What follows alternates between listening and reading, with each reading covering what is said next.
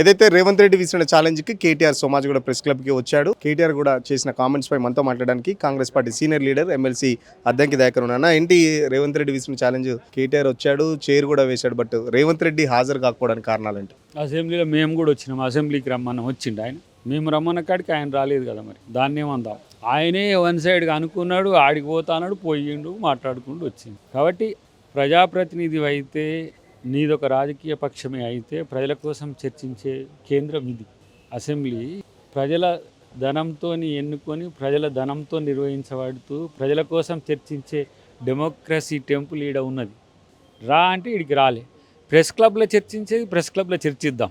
అది నీ సవాలుకు ఎవరు రావాలనే తర్వాత విషయం. కానీ ఎలా ముఖ్యమంత్రి గారు అన్నది ఏంది, ఆడ మోడీ వస్తాడో ఈడ కేసీఆర్ వస్తాడో, పుసుక్కున కేటీఆర్ అన్నాడు. ఇగో ఇది వచ్చింది.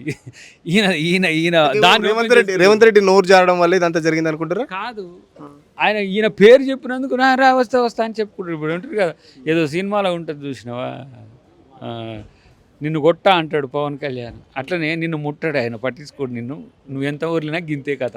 అంటే కేటీఆర్ చెప్పేది కూడా నిజమే కదా, ఎందుకంటే రేవంత్ రెడ్డి నాకు ఛాలెంజ్ ఇస్తాడు కాబట్టి నేను రాలేదు, భయంతోనే పారిపోయాడు. ఏదైతే ప్రెస్ మీట్లో కూడా గత 3 రోజుల కింద కూడా చెప్పాడు, నేను పిలిచిన తర్వాత కూడా మళ్ళీ రేవంత్ రెడ్డి ఢిల్లీ సాక చూపెట్టి ఢిల్లీకి వెళ్తాడని చెప్పేసి. నిన్ను పట్టించుకోడు అని చెప్పిన, నువ్వు కూడా మళ్ళీ కలిస్తే చెప్పు, సార్ నిన్ను పట్టించుకోడు అంటే ఏమంటారు సార్ అని అడుగు. నిన్ను అసలు నీలాంటి ఏమంటారు ఈ దిగజారుడు రాజకీయాలు చేసే వ్యక్తులు, ఎందుకంటే తెలుస్తుంది కదా ఫోన్ ట్యాపింగ్ బయటకు వచ్చినాక, అట్లాంటి వాళ్ళతో కూడా మాట్లాడతారా? కాబట్టి పాపం రావాలని అనేది క్రేజ్ పెంచుకునేది రేవంత్ రెడ్డి గారితో పోల్చుకొని. కాకపోతే నేనేమంటుంటే మీ అయ్యను అడుగు, ఎందుకు ఇట్లా అవుతుంది నాకని చెప్పి, నేను పిలిస్తే ఎందుకు రావట్లేడని. అసెంబ్లీకి రాకుండా ప్రజల్ని మోసం చేస్తున్నాడు. జీతాలు తీసుకొని హోదా తీసుకొని ఇంట్లో వండుకుంటున్నాడు.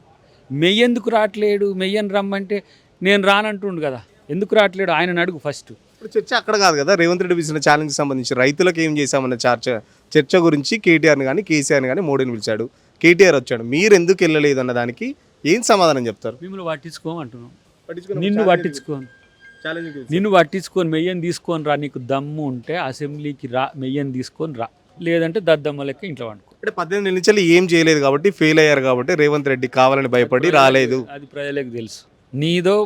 నీదో కేటీఆర్దో కానీ ప్రజలను అడుగు. అది మేము పదే చెప్పాల్సిన అవసరం లేదు. మా వాళ్ళు కూడా వల్లే వేస్తారు మొత్తం అన్నీ చేసే. కానీ కాబట్టి అసలు కేటీఆర్ అనేటోడు ఇప్పుడు ఏమంటారు, ఒక అహంభావంతో పిచ్చెక్కి కొట్టుకుంటున్న ఒక పిచ్చి కుక్కలా మాట్లాడుతున్నాడు. అట్లాంటికి మనం స్పందించడం కూడా వద్దనేది ఒక రకంగా పార్టీ కూడా ఆలోచించింది. కానీ కౌంటర్ ఇవ్వకపోతే మీలాంటి వాళ్ళు అడుగుతారు కదా ఇప్పుడు, అందుకనే వచ్చినాం. దానికి సంబంధించిన వివరాలు కూడా చెప్పినాం. చూద్దాం ఇంకా రేపు ఆయన చేసేది ఏందో, వాళ్ళ చెల్లె చేసేది ఏందో, వాళ్ళ బావ చేసేది ఏందో. ఫస్ట్ మిమ్మల్ని మీరు గెలుచుకునే పని చేయరా బాబు. అది చేసుకోకుండా కేసీఆర్ ఇంట్లో అన్నాడు కాబట్టి నేను లీడర్ కావాలి, నేను కూడా టీఆర్పీ వరకు పెంచుకుంటే మిమ్మల్ని ఎవరు పట్టించుకోరు అనే విషయాన్ని ఇప్పటికైనా మీ ద్వారా చెప్పండి. చర్చకు రానందుకు రేవంత్ రెడ్డి చెంపలు వేసుకొని ముక్కు నేలకు రాయాలని చెప్పేసి కూడా కేటీఆర్ అంటున్నాడు. మరి అసెంబ్లీకి రానందుకు మనోడు కూడా ఏమంటారు, మురికి కాలువలో ఆత్మహత్య చేసుకోమని దూకి. ఇప్పుడు అసెంబ్లీకి రమ్మంటే రాలేదు కదా, పోయి హాయిగా మురికి కాలువలో పోయి ఆత్మహత్య చేసుకొని తిరగమని. ఫైనల్ ఏం చెప్తారు? చర్చలు సవాళ్ళు ప్రతి సవాళ్ళు ఎట్లా వస్తున్నారు? తెలంగాణ రాజకీయం రోజుకో మలుపు తిరుగుతున్నది. మలుపేం లేదు, కొలుపేం లేదు.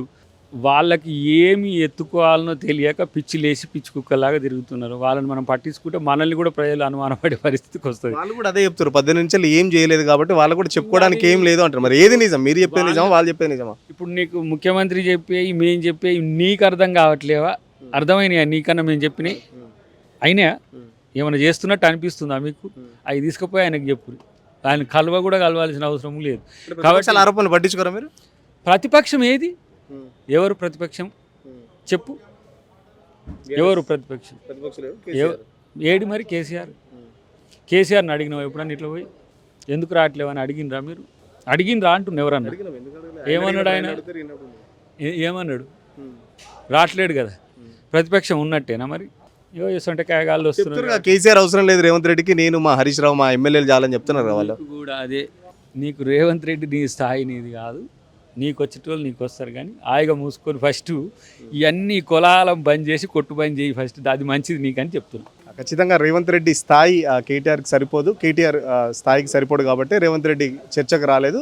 ఫస్ట్ ఆఫ్ ఆల్ ఇంట్లో ఉన్న సమస్యలు చక్కబెట్టుకొని ఏదైతే అసెంబ్లీకి మీ డాడీ వస్తే ఖచ్చితంగా మొత్తం అసెంబ్లీలో 18 నెలలుగా కాంగ్రెస్ ప్రభుత్వం ఏం చేసిందో మొత్తం చర్చించడానికి సిద్ధంగా ఉందని చెప్పేసి ఎమ్మెల్సీ దయాకర్ చెప్తున్న పరిస్థితి. వీడియో జర్నలిస్ట్ కళ్యాణ్తో సురేష్ పల్లవి టీవీ అసెంబ్లీ నుండి.